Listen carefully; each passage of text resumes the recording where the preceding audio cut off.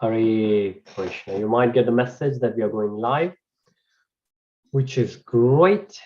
We have been doing the overview of Srimad Bhagavad-Gītā, and now we have reached to the level where we are about to finish chapter 2. So hopefully we will conclude chapter 2 today. The concept which we introduced last session, today we will conclude that, which is awesome, which is great, the last right at the end of chapter 2. But before that, let's do the Mangalacharan. Let's take the blessings from the Acharyas and the Lord himself. So feel free to join with me if you like.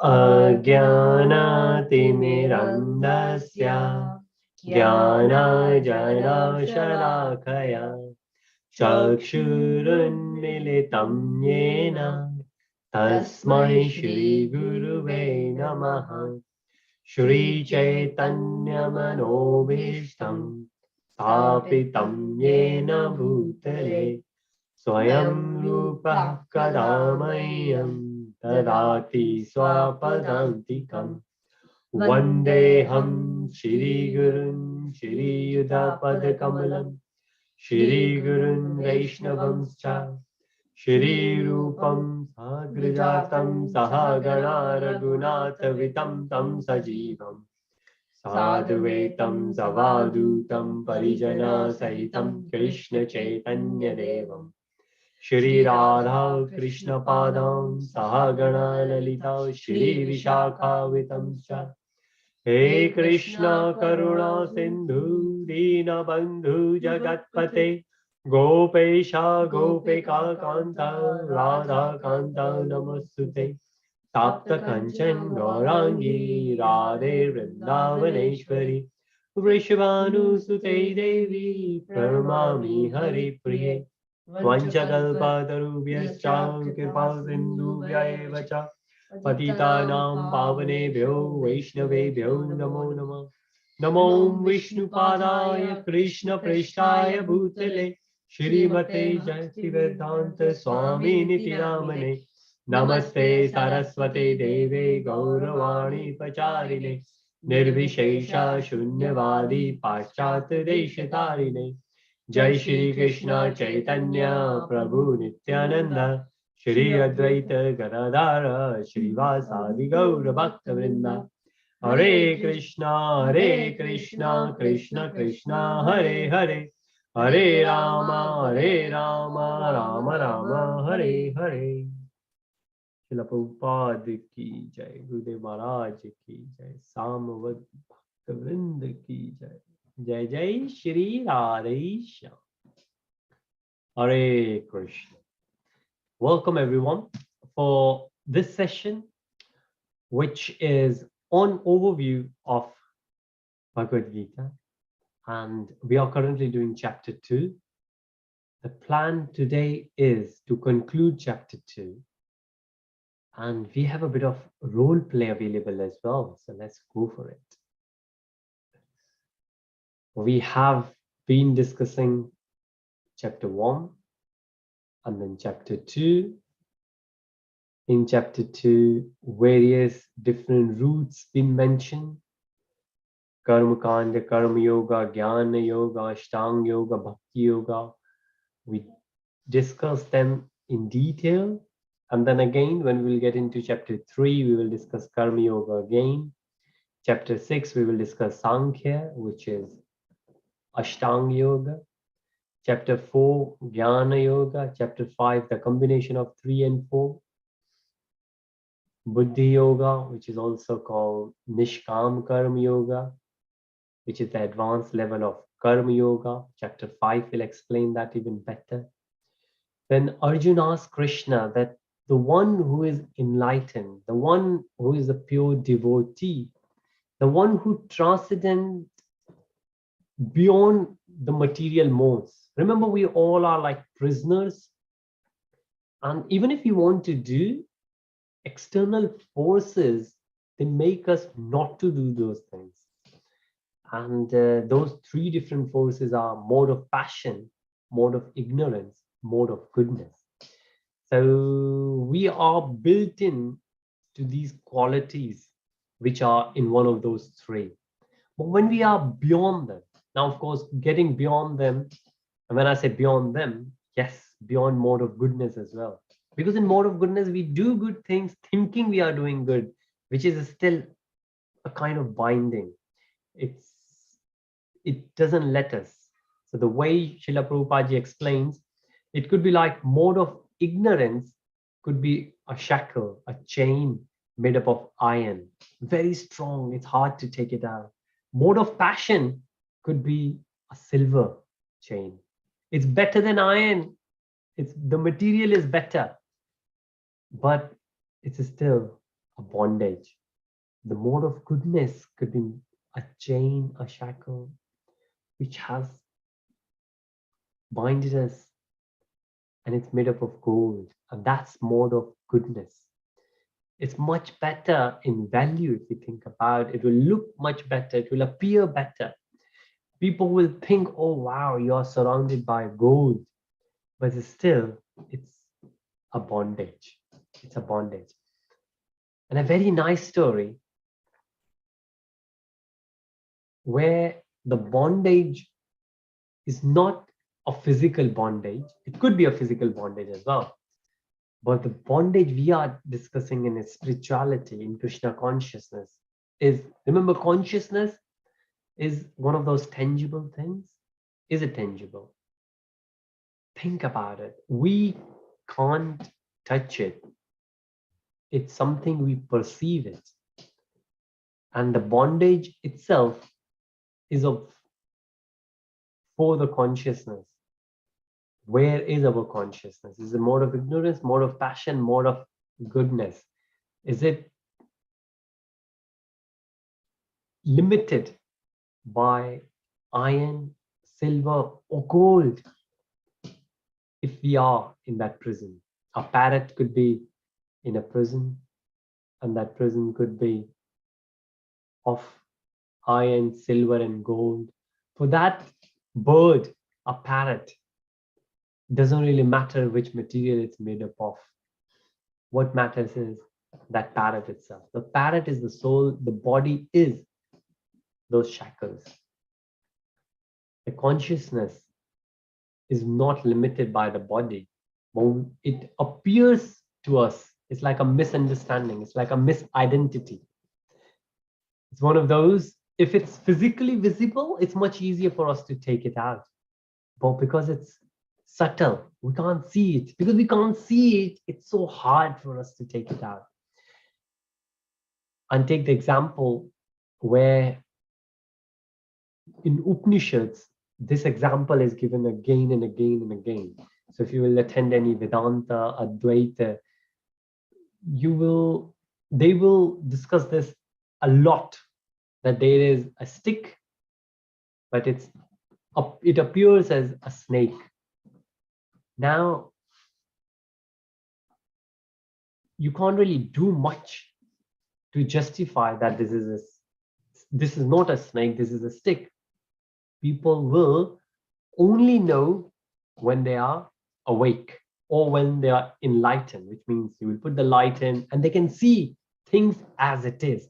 That's why Bhagavad-Gītā, as it is, the name Srila Prabhupada ji gave to his translations, or the Sampraday's translation, is Bhagavad-Gītā as it is. We just need to see as it is. But it's hard to see as it is because we are in darkness. If we are in darkness, there could be somebody sitting next to us say, oh, well, that's not a snake. It's just a stick. And you can believe, all right, okay, because you are saying, because you're my best friend, because you're my mom, you're my dad, you're my teacher. But you might still not be convinced because you still think, what if this is a snake, not a stick? But when the light is open, and even if nobody has told you anything, and even if somebody will tell you other way around, otherwise that No, this is not a stick, this is a snake. You're enlightened. The light is on. You know what is true now. So this is the truth for enlightened being. It's as visible as that. And for us, it's as confusing as that. So there are many people who will come around like Srila Prabhupada, they will tell us, this is the real thing we are here for. But we can trust him or many other teachers. But until and unless we will walk on the path, which is like open the light, then we can't really do it. Now you could say, well, why don't they open the light for us? Well, in some respect, they have. They have. There's another analogy. Srila Prabhupada said that people say they are in darkness. Why don't sun shine there? Well, sun is shining, but if you are not looking towards the sun and you are looking away from the sun, what do you see? You see your own shadow. You don't see your shadow if you're looking towards the sun. You see your shadow when you are away from the sun. And then you might say, sun is not there. Or if you are in a country like here in London, sun is there, shining up, and we all have experience when we go on the flights. As soon as the flight goes over the clouds, we can see sun has always been shining there, but we just had the clouds. So it's not that in London sun will shine lesser, but it's just that there are lots and lots of clouds and they just block it. Of course, winter and summer, the timings are different because the physical positions of the earth and respective to sun is different. But the clouds, they make the difference. And those clouds are our hindrances. Those clouds are our attachments. Because we have attachment to this. That's why we can't really see the reality. So what Arjun says to Krishna, that the person who is enlightened, what are the symptoms? How does that person speak? How does the person sit? Means where the consciousness is, what that person is thinking, what are his thoughts or her thoughts, how that person walk, not again physically walking, but how that person engages himself. When engages himself means engages his senses, what kind of things. So in sitting is what kind of thought process is there. Speaking, vocal, how that person speaks, what kind of word, what kind of language, right? And walking, what kind of actions. And we do actions by our senses. We see, we hear, we smell, we taste, and we touch. We have discussed this. Any experience we have, it's limited in our sense perception. If our senses are not there, then we can't really experience anything. So if you think about three things we said there: thoughts, speech, and the actions. We think something, we might talk about it, and we might do it. So these three things will change for the enlightened being. And it's a gradual process. It's a gradual process. A student who got 50%, a student who got 100%, maybe student might get 50 in one term and 100 in next term. But in spirituality, chances are, well, of course, based on the previous, if the child was really intelligent and for some reason he got 50%, but he had the potential and this time he just unlocked his potential and went straight 50 to 100, quite possible. Otherwise, what happens usually, from 50 you might get to 60, 70, 80, 90, and then 100. Of course, you can skip in between. You don't really have to limit yourself. But this is what happens in devotional services. When we start doing devotional services, and there are full length of devotional services. So remember three things: our thoughts, the word we speak, the language we speak. How do we know we are getting more spiritual? How do we know attending these sessions help us? Are the three of these, or at least one of them, will change at least a bit? Maybe our thoughts will change, right? Maybe our language will change. maybe the actions we do will change. It should change. If it's not changing, no worries. We just need to spend more time on it. If a child who got 50% and next term also, even working hard, did not get 50%, did not get more than 50%, doesn't mean that the child should stop maths. The child should continue maths, right? And for sure, next time we'll get more than 50%. And this is the route we have. Because what Krishna says, that even a little bit of work we do is not perish. It's always there. So this is what we discussed. And the last thing we discussed was this cycle. And this is a beautiful cycle. This cycle, it says this is a process of spiritual fall down. And it says a spiritual, but I will say it's a process of material fall down as well.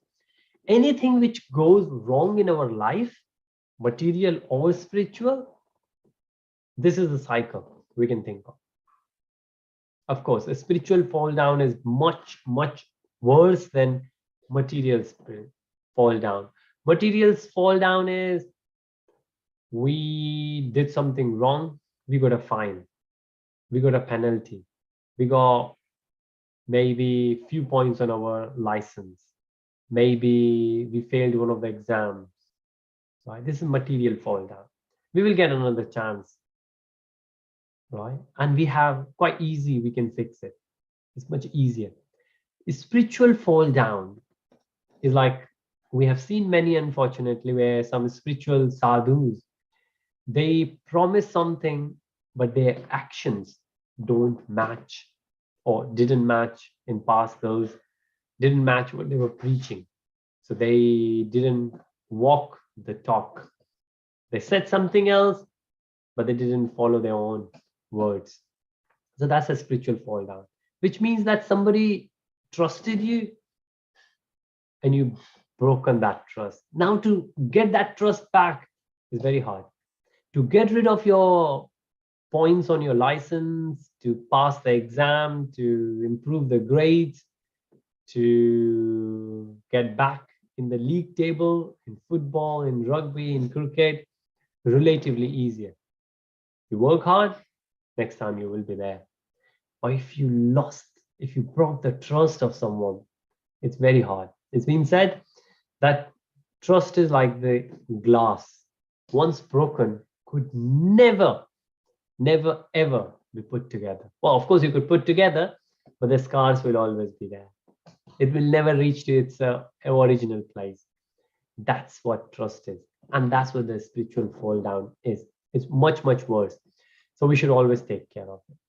Now, the way we did it, and Aaron is going to do for us a quick role play, which we will do in few minutes. So Aaron will get the time to get ready. But where did we say it all starts? It starts by contemplating, by thinking. Now remember, there are two things. There could be, let me try. Can I do that? If I will make an I there, I might have to better change it. Right, if I will draw like that. Let's try that. Yeah, if this is an I. I'm not a good drawer. Shivani is not here today. She's great at it. Imagine this must be my eye, because my eyes are not good. Imagine this is an eye. And let's say there's an object. There's a tree. This is my favorite tree, right? And we are looking at tree. We are looking at tree from our eye. Of course, it's a big eye. I don't know if you remember it. There was a very famous comic in my childhood. I don't know if it's still around. Chacha Chaudhary and Sabu. Sabu was a big giant. So this could be his eye. But this eye, from the eye, so eye is what we call sense. So these are senses, right? And the tree, what we look at is called sense object. So the senses are there and the sense objects are there. Now, we don't have control over sense objects, or let's say we have relatively very less control over sense objects. For example, you will go to school and people might wear anything they like. Well, of course, in schools they wear the dresses, or what we call uniform. But when you go to the college, no control whatsoever. They will wear anything. Of course, there might be some limits there as well, but much open than the school. So all of those things we will see there, all of those things will be sense objects where senses could engage them. So we don't have control over sense objects. But as soon as we will see the sense object, we will contemplate about it. We will think about it, right? So that's why it says by contemplating the objects of the senses, positively or negatively. It could be a horror movie you don't want. It could be a pleasant movie you want to watch it again. It could be positive, it could be negative.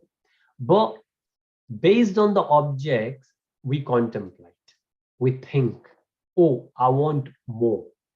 Based on the contemplation, one develops attachment, right? You develop attachment. We all develop attachment. Again, attachment could be I want it. Attachment could be I don't want it. Attachment leads to the lust. Lust is called desire. So there are different types of lust. Keep it simple. It's desire. I want it. I want that object. Now that object could be anything. That object could be a pencil. Object could be a rubber. Object could be a book. Object could be going to Thorpe Park. Object could be going on a trip to France. Object could be a bigger house. Object could be a car. Object could be a new dress. Object could be a new game. Object could be a new girlfriend or boyfriend. Object could be anything. So we don't have much control over the objects, right? If you say, oh, I want to control the objects. Wow. This is what chapter 6 will say. Yes. So those meditators, those sadhu, those saints, those holy people, they leave the world in a sense. They will go on top of the mountain, they will go inside the cave, they will go in the forest. Why? Because the objects are limited there. What you're going to find inside a cave, on the top of a mountain, inside the jungle, forest? Very less and relatively unattractive objects. And that's the reason those sadhus, they go there and they meditate. But we can't do it. We all can't do it. So what we're going to do? We are in fix. Objects we can't control, right? Especially where we are. We are in grihastha. Grihastha means we are in family. Now thinking about, we can control the senses, right? Now controlling the senses is very hard as well, because the senses are considered as the horses. And if the horses are very fast, it's very hard to control. But if the horse hasn't started, it's much easier to control. Which means rather than controlling, we can engage. Because what do you mean you want to control your eyes? Do we want to control our eyes that we will not open? When we will see someone, we will just close it. When I will see the advert, oh, new video game coming, I will just close my eyes. I'm controlling my eyes. I'm controlling the senses. Because I can't control those YouTube advertisements or on the TV, right? We don't have TV at home. So that's like one obstruction fixed, sorted. But still on YouTube, we watch things and there are YouTube advertisements. Now, of course, there is another software installed. Advertisements are out of picture. We don't get. So on my laptop, Aaron has installed something which blocks all the advertisements. I never get advertisements, which means whatever I want to consciously, I have decided I want to watch, I will only watch that. Nothing else in between will come. And I think somebody said 75 to 85% of things which we get, and based on those attractions, those advertisements, marketing stuff, we buy those things, or we at least contemplate on those. We don't even need. maybe 5 to 10% things we need, like food items, like maybe clothes we need, but not those fancy ones, and especially we have it so many. So if I won't buy a cloth for next 10 years, I think I will be happy and have very nice clothes. Well, even though you just see me wearing the same one again and again, but I have many nice clothes. And I bought it roughly, I think 10 years back. So my brother bought me some kurtas, many nice different colors. And whenever I go to the temple, I just pick one of them, right? For next 10 years, I don't need to buy anything. Thinking about, I don't remember when I bought the thing last time, any clothes. But do we really need it? We all know our wardrobe is full of those stuff which we don't need. And I have those as well. I have definitely more than what I need. Even the last 10 years, I don't remember thing I bought, and I don't think I need anything in the next 10 years. It's still, I'm sure I have lot more than what I need or what I use. So the objects are harder.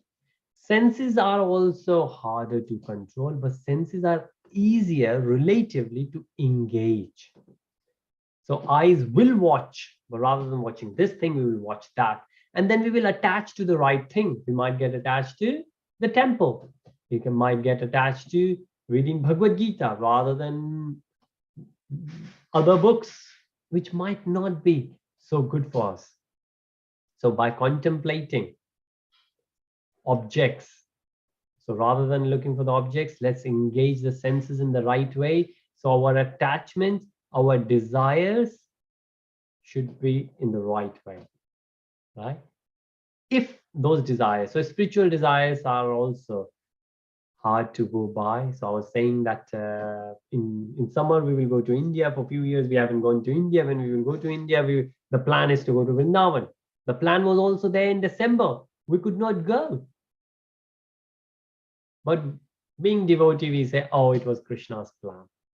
It might not be the best time for us to go. So we will wait. Until when? Until Krishna desires. Not until I desire. I would like to go tonight. But no. Until Krishna desires. Why? Because Krishna knows more than us what's better for us. Isn't it true? All the kids, if you think of the parents know more than kids what's good for the kids. That happens. So shall we make this or that for you? Children say to mother, whatever you like. And mother say, okay, let me cook this for you because I know this is better in nutrients. So a child might say, I like chocolate, I like ice cream, I want it. That's the desire. So when somebody else is there with us and we know Krishna is Poon, no one else is as good as Krishna. And if we leave everything on Krishna, not that we don't do any action, chapter 3 of Bhagavad-Gītā will come as well, but that way it's much easier for us to control these desires because our personal desires will go out of the window completely. And if we have those desires, then those desires are unsatisfied. Either they will get satisfied. If they get satisfied, the attachment will go more and more. We like chocolate, we want more chocolate. If we like ice cream, we like to have more ice cream. Until when? Until either the ice cream will finish or we will get sick. Hey, what will happen after that? What will happen after that? After that, I've just sent a message to Aryan, okay? Well, Aryan sent personal message to me. I've sent message to everyone. Aryan is getting tempted to do, well, Aryan has a desire to do his act. Okay, sure. Give me 2 minutes, please, Aryan. So, which leads to the lust, which is desire. If we keep doing it, we get attachment and attachment stronger and stronger. one point, either we will fall sick, attachment will break, or the ice cream will finish, the chocolate will finish. So the result will always be unsatisfied desires. Always. If whether we will not get it, oh, I want that kind of chocolate, but it's not there at the moment. Do you want me to go out there in night to buy it? Or how much? I bought it day before yesterday for you. You're already finished. Next time we will go shopping, we will bring you. No, I want now. Unsatisfied lust results in anger. And when we are angry, we have discussed delusion, complete delusion. We forget. And that's the next thing. Bewilderment of memory. We forget what's good for us, what's bad for us. There's no intelligence left. If no intelligence left, what do? We do bad things. We do those things which are not wise. And what happens then? Then we feel sorry. We repent. Why all these things? Why this cycle?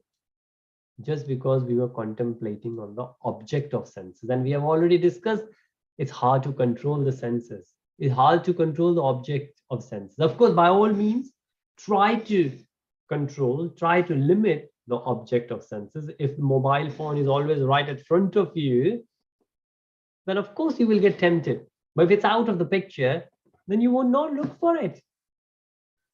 No, you might still think, if you would like to do that test, think of it. Keep it right at the front of you for an hour and see how many times in the 60 minutes you touch it. And then keep it outside. Somewhere else, you forgot completely. Right? Or if in the family, ask somebody to hide it for you. Just hide it. I don't know. I don't want to know it. Right? Try that. Object. But doesn't really matter how hard we try for the objects, because objects are unlimited. What are we going to do? We can control our mobile phone. When we go out, everyone got mobile phone. There was an example somewhere. I think Shivani was reading the book and she said, oh, there was a movie there. And she said at the end, the girl went into secondary and was asking for the mobile. Mother said, no. The girl in secondary, it was a movie, the girl in secondary had a boyfriend and the girl borrowed her best friend's mobile because she was living away from the family that time. And she used to call the boyfriend again and again and every day and all. What did the mother try? Mother tried to take the object of the senses, sense object, mobile phone. But what if the parents could try to teach kids how to control or engage your senses in such a way that that mobile phone will not attract? And there are many other ways of doing it.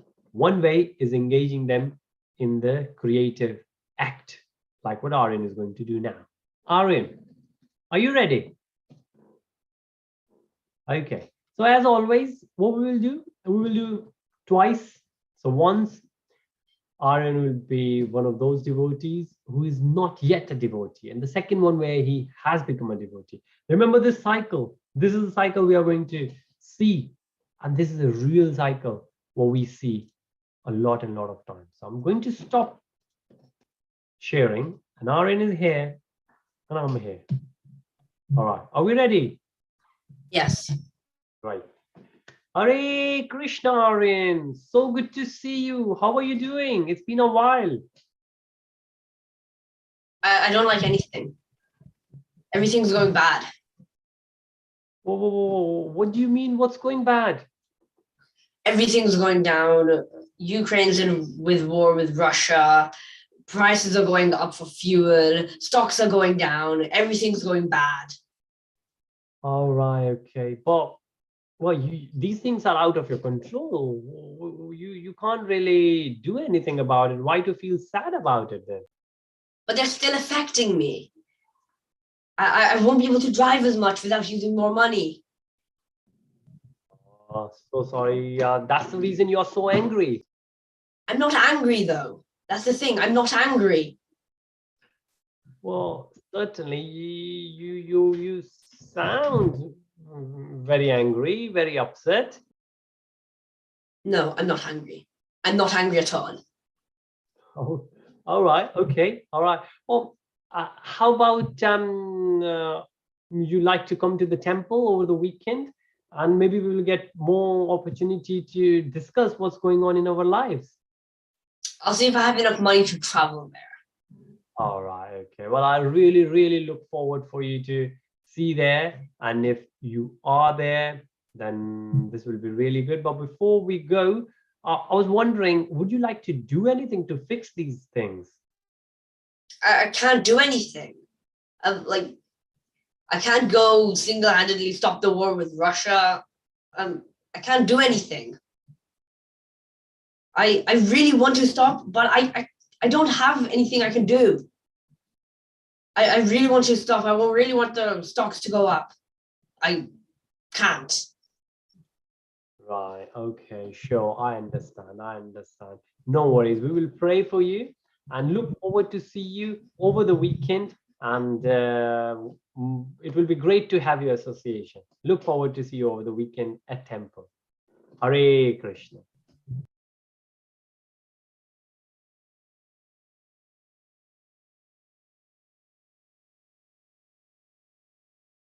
Prabhuji, you're on mute. Hare Krishna. Thank you so much. So now, if we see what happened there, was really the contemplation.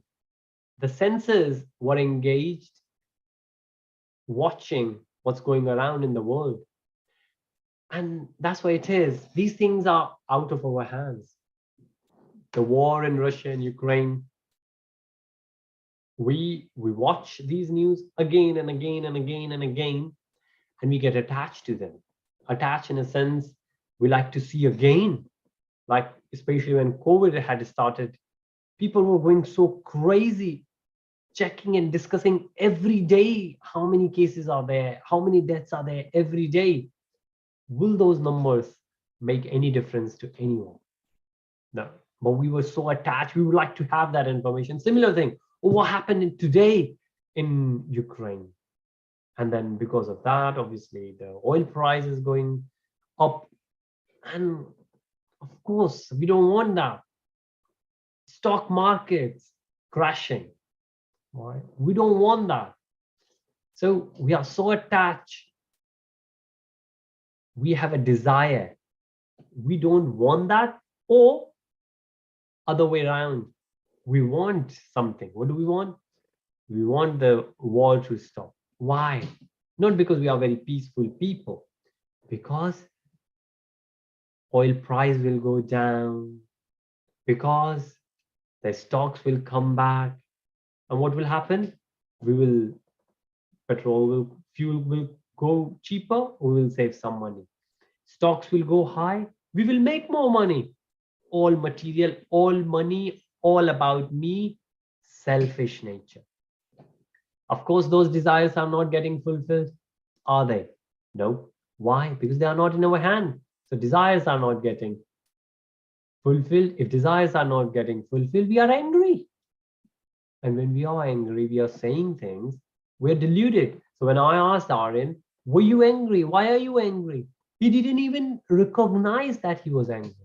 I don't know if it has happened with you, but certainly I've been in situations where somebody is shouting and I said, okay, I can understand you are upset and you are angry. And the person said, no, I'm not angry. And I'm thinking, now, why are you shouting then? But then, of course, these things are because of unsatisfied desires, right? But when people come to the temple, when people get associated with those who are spiritual, and that could be a book by Srila Prabhupada ji, Bhagavad-Gītā as it is, and there are many other books written by him, then the intelligence comes back. And because of that, we remember the memory, the delusion goes away, and we realize that our desires, that's the main thing. If that desire will go away, and why the desire is there? Because There is no attachment because there is no contemplation. Because maybe we are not watching BBC News that much or any. Not that we should not watch it, but do we really need to know every second, every minute, every hour, every day what's happening in those things? Especially when they are not in our hands. Of course, we should be fully aware of what's happening around us and in the world, but maybe not that much that we will start contemplating on that. So we will get attached and we will develop the desires to have it or not to have. But let's see, once Aryan has visited the temple, has that made any changes in him? Hare Krishna, Aryan. Hare Krishna, Prabhuji. How are you? Hare Krishna. It was so good to see you at the temple last weekend. I hope you had a great time. And I could hear in your voice, on your face itself, you're not that unhappy or upset. Has the war stopped? What happened? No, the war's still going. Everything's still going. And I've just stopped worrying about it. Stop being angry about it. All right, okay, but does that mean the fuel prices has gone down or your shares have gone up? None. My shares are still down. Fuel prices are still going higher and higher. I'm not angry about them though, because they're not in my control. Okay, they are not in your control, and that's the reason you have realized. So, what made those changes? Because things are still there, and we were still thinking about it, that the sense objects are still there. What we think, those three things you mentioned, there are still things, the war is still happening, and you mentioned the share price is still going down, the oil price is still going up and up and up. But you are not worried about them anymore because they are not in your control anymore. That's great to hear. So do you think it's possible for us not to get affected by the external environment? It's definitely possible. You don't need to always, if you can't take action over something, why should you? Sorry, I'm just finishing this round. And I'm also associating with devotees how they collaborate with each other, the way that they talk, that changes everything. And also reading Bhagavad-Gītā, that has changed my new way of looking at life. Great, great. It's such a pleasure to hear you. It's such a pleasure. Thank you so much for taking time out to share your wisdom. And I will request you to pray for all of us that the kind of wisdom you got it because of chanting, because of the association with devotees, because of reading spiritual books. I hope we all will get the same. Thank you so much, Aryan. Hare Krishna. Hare Krishna. Hare Krishna. Thank you so much.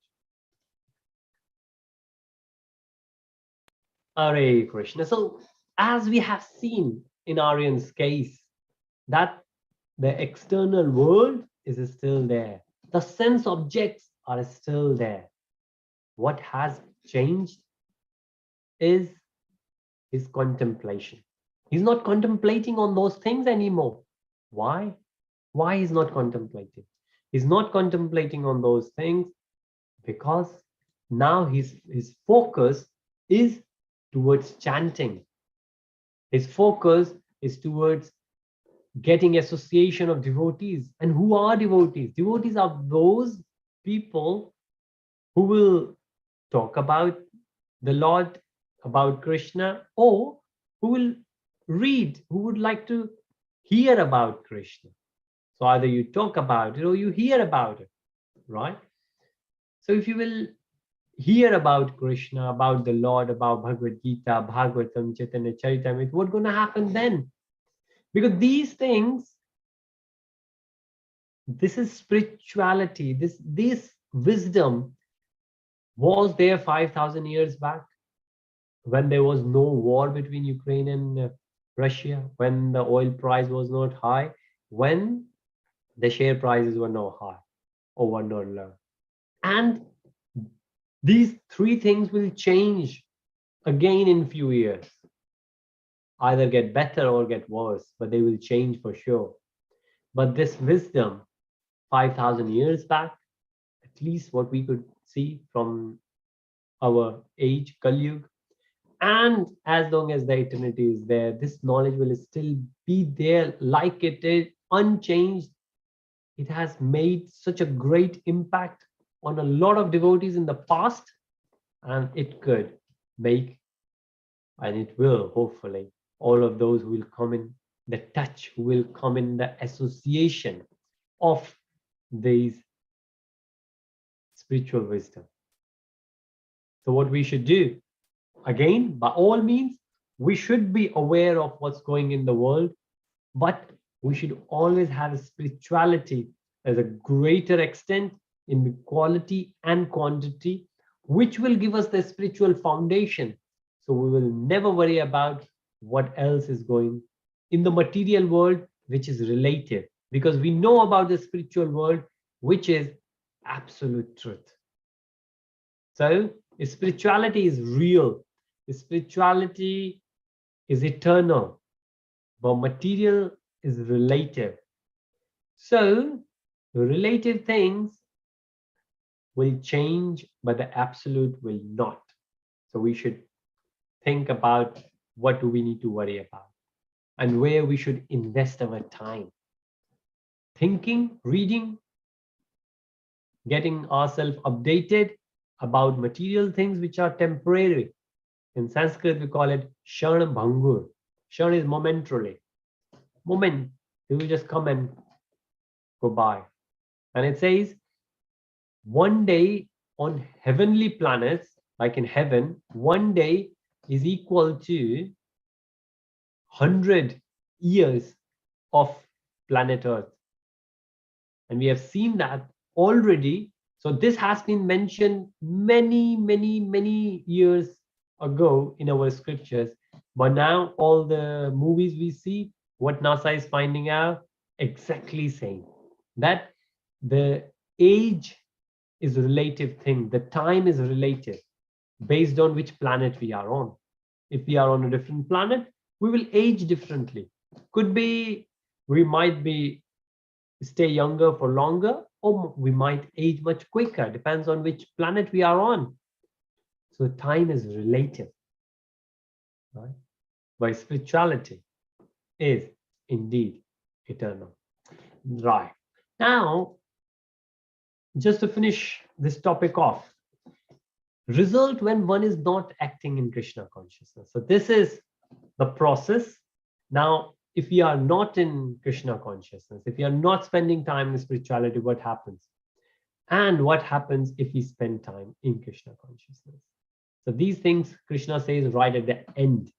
Now remember the verses?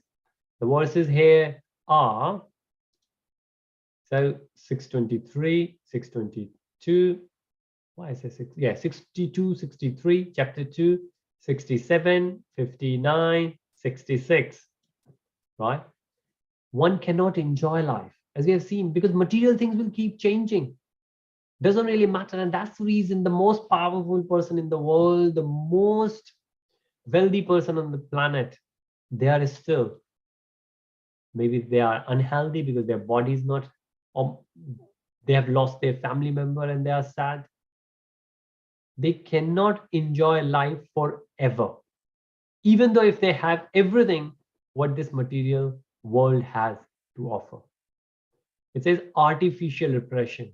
This is what we're saying, that we should not artificially try to become someone we are not, like some saints, some sadhus, that we wear something and we say something.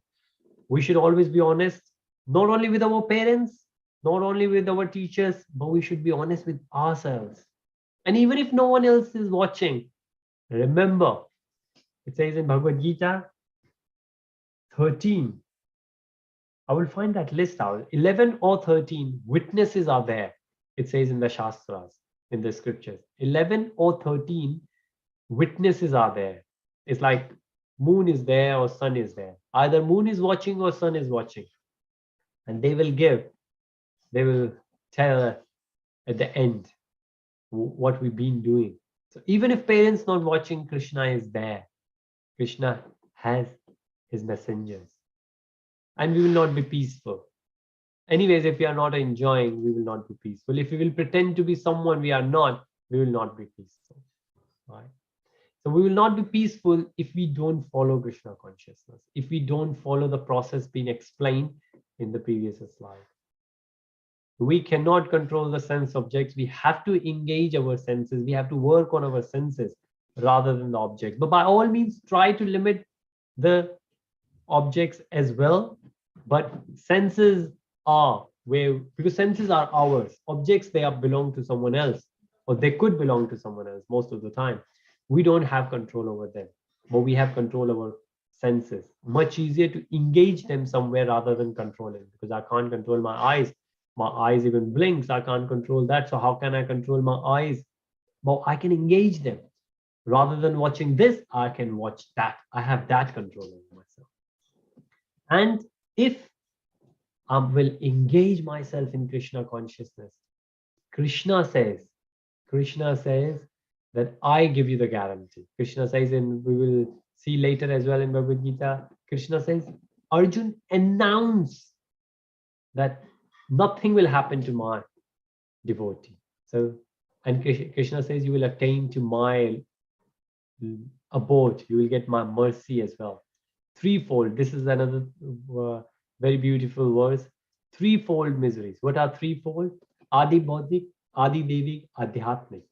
The misery we get from body and mind is one. The misery we get from others around us is one.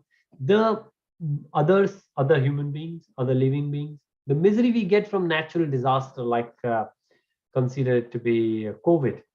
Those three, they will go away if we, not that they will go away, they will not affect us. Like we have just seen the example of Aryan. Those three things were still there, but they will not stop affecting us. And that's what it meant, that they will go away. Those miseries will go away. The object will still be there, but they will stop affecting us. Like when a beautiful woman is coming in very short and tight clothes, when a man will look at that woman, will say, wow, she's so beautiful. But when a child will look at, oh, she is my mother. When a tiger will look at her, wow, she looks like a delicious lunch, right? And they could be a sister, they could be a father. Different people perceive the same person differently. Why? It's not in the object, not that I'm considering the woman as object, by anything or everybody is object or could be object, but everything is in our senses. If we can train our senses, we are sorted and attain Brahman. Brahman is that feeling when we can actually realize that Krishna is everywhere, within our heart as well. That's the first realization, Brahman realization. And once we have that, that's what we call liberation, like living. So we say, oh, that person achieved moksha after death, but you got moksha while you're living because you have attained Brahman, which means now you are Satya Chitananda. Nothing can affect. And then attain peace. Of course, if you already got Brahman, that's spiritual. Nothing material could affect. And that's the reason we have seen many other examples. Srila Prabhupada ji was one. There are many, His Holiness Jayapataka Swamiji Maharaj, Radha Nath Swamiji Maharaj, Vivekanand ji we have seen, Ramakrishna Paramhans we have seen, Paramhans Yoganand ji we have seen. There are many examples. They attain peace. Even if their body was going down, they were still mentally situated in peace. Right. So that's where we end chapter 2. And I think I've taken a couple of minutes extra. So that's where we end chapter 2. We concluded here, and next week we will start chapter 3. However, I will confirm whether we can make next week or not, because next week Sunday I'm traveling. So I will be back, and hopefully I will be back on time. But if not, I will let you know on time. So if not next week, week after, we will catch up, and we will have a great time on Karma Yoga chapter 3. With that, Srila Prabhupada ki jai, Gurudev Maharaj ki jai, Samved Bhakta Vrinda ki jai. Jai Jai Shri Radhe. Hare Krishna. Take good care of yourself.